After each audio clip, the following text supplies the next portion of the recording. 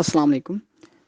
तो आज जो पीपी का लेक्चर है उसमें हमने जो हम फिजियोलॉजी पढ़ रहे थे कि affect of pathogen on host physiology, उसी को हम आगे कंटिन्यू करेंगे। उसके तकरीबन हमारे पास जो आगे 3 फैक्टर्स और थे, आज वो हम ज़रा स्टडी करते हैं कि हमने जहाँ छोड़ा था मींस कल के अफेक्ट ऑन रिस्पायरेशन, उधर हमने छोड़ा था लास्ट लेक्चर पे। ठीक है, अब आगे हम उससे कंटिन्यू कर रहे हैं कि ग्रोथ पे क्या इफेक्ट होता है कि जब कोई पैथोजन अटैक करता है प्लांट पे। अगर हम एग्जांपल लें कॉटन लीफ कर्ल वायरस की, ठीक है। अब कॉटन लीफ कर्ल वायरस क्या करता है कि वो रूट को भी डैमेज करता है। वो रूट के अंदर जो रूट का स्ट्रक्चर है वो बिल्कुल डी शेप रूट हो जाती है, मींस के उसमें क्लॉट से क्रिएट हो जाते हैं, ठीक है, और उसकी ग्रोथ अफेक्ट हो जाती है। ये एक इम्पैक्ट है पैथोजन का किस पे, फिजियोलॉजी पे, किसकी, होस्ट की, ठीक है। फिर अगर हम रिप्रोडक्शन पे इफेक्ट की बात करें, मीन्स के अफेक्ट ऑन रिप्रोडक्शन, तो बेसिकली फ्लावर प्रोडक्शन जो है उस वो भी अटैक होती है। फ्लावर भी अटैक किया, फ्लावर भी under the attack of pathogen आता है, ठीक है।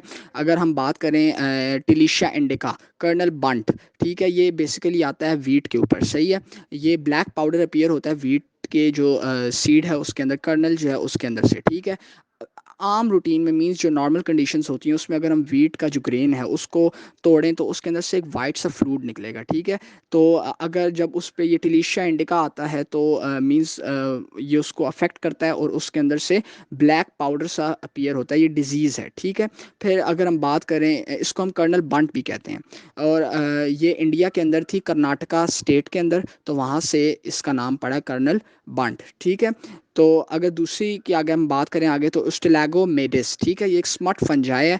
ये ओवर ग्रोथ कॉज करता है किसमें, कॉटन कॉब में, ठीक है। और ये कॉटन कॉब में ओवर ग्रोथ कॉज होती है, ठीक है, और उसमें भी क्लॉट से बन जाते हैं, ठीक हो गया। कॉटन कॉब वो कि जिसके अंदर ये जो छल्ली होती है ना, मीन्स आम सादा अल्फाजों में, वो जो एक कॉब के अंदर बन रही होती है ना, उसके अंदर ओवर ग्रोथ कॉज हो जाती है, ठीक है। उसका जो आप कह सकते हो कि जो उसका हाउस होता है जिसके अंदर वो बन रही होती है उसमें, ठीक है। फिर उसके बाद हमने इफेक्ट ऑन ट्रांसक्रिप्शन पढ़ा था, ठीक है। इफेक्ट ऑफ ट्रांसक्रिप्शन में हमें एक बिलीफ हमने स्टडी की है कि central dogma of molecular biology, कि वो क्या है कि डीएनए जो है वो क्या बनाता है, वो आरएनए बनाता है, और आरएनए आगे फर्दर क्या बनाता है, आरएनए मेक्स प्रोटीन, ठीक हो गया। अब डीएनए है, DNA through the process of transcription convert होगा आरएनए में, और RNA through the translation process जाएगा प्रोटीन्स में। हमें ये भी पता है कि आरएनए रिवर्स ट्रांसक्रिप्शन पे जाके डीएनए कर सकता है, लेकिन ट्रांसलेशन का प्रोसेस कभी भी रिवर्स नहीं हो सकता। अब जो ट्रांसक्रिप्शन प्रोसेस है ये कंट्रोल कर रहा है आरएनए पॉलीमरेज, और ट्रांसलेशन का प्रोसेस कंट्रोल कर रहे हैं राइबोसोम्स, ठीक है। अगर हम बात करें वायरस की, कि अगर वायरस आता है तो वायरस क्या करेगा, वायरस बेसिकली अगर आएगा तो ट्रांसक्रिप्शन के प्रोसेस से जाके आगे वो वायरल आरएनए बनाएगा, ठीक है। और वायरल आरएनए फिर आगे फर्दर ट्रांसलेशन के प्रोसेस से जाके वायरल प्रोटीन बनाएगा, ठीक हो गया। अब होता क्या है, जो रेजिस्टेंट वैरायटीज़ होती है ना, जो रेजिस्ट कर सकती हैं, रेजिस्टेंट वैरायटी करती क्या है कि वो अपनी ट्रांसलेशन को बढ़ाती हैं, ठीक है। जब वो ट्रांसलेशन को बढ़ाती हैं तो रेजिस्टेंट प्रोटीन उनकी बनती है, ठीक है, जो आगे मीन्स उनको हेल्प आउट करती है किसके खिलाफ, डिजीज़ के खिलाफ, ठीक है।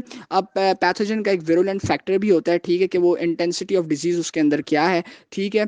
ये फैक्टर्स जो हैं ये जीन कंट्रोल कर रहे होते हैं, और ये जीन कहाँ प्रेजेंट होते हैं, डीएनए के अंदर होते हैं, ठीक है।